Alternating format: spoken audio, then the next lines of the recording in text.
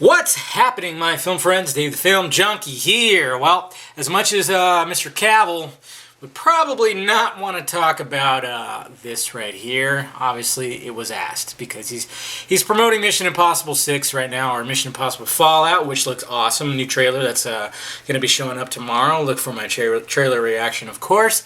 But yeah, he was talking to Empire Magazine about it, and they of course brought up the issue of the mustache because, well, I mean, pretty much it was from the director of Mission Impossible, Christopher McQuarrie.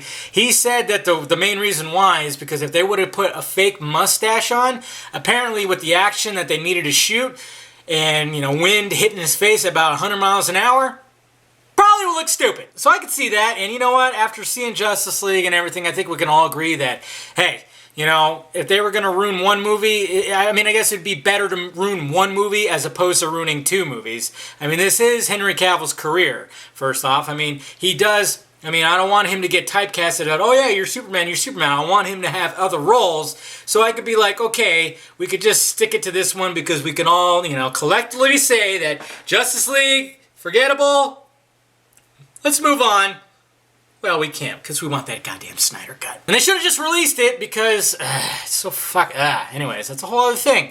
But this is what he had to say about the mustache and everything like that. He said, when we decided to go for the mustache, I certainly wasn't expecting all the events to unfold as they were going to unfold. I wasn't expecting Justice League reshoots to be as extensive as they were. I don't think the entire cast thought that. As you will see when Mission Impossible comes out, to have a fake mustache on would not have been a possibility. You'll think, okay, yeah, a fake mustache would perhaps have been blown off in this situation. And that's what McQuarrie was saying. Unfortunately, it led to much dismay when Justice League came out, and that's the nature of these things. You can't win every time. So, yeah, that's what sucks. I mean, I felt sorry for him the most. I really felt sorry for him the most because that's the first thing you see in that movie. And that's the first scene with that cell phone footage is how it looks the worst in there. I mean, it was almost like a big middle finger to Cavill. They should have just removed that whole scene because it didn't help anything. It didn't help the story or nothing. I get what they were going for. They were trying to make, hey, remember, it's Superman. Let's be optimistic here and then, and everything, but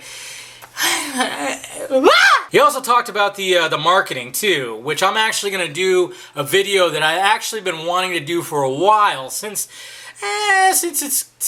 Justice League came out. I've been wanting to do a video about the marketing stuff like that. But he talked about the marketing, having the lack of Superman and everything since of course he died in Batman vs Superman. He said, well, the whole concept was faintly ridiculous, and I honestly believe everyone viewed it as such. Of course, if I'm on the press tour, I'm in the movie. Obviously, you knew, and that was a different little tap dance we danced together. But for the audience, I wanted to leave some mystery. I think it's important to have some mystery in movies these days.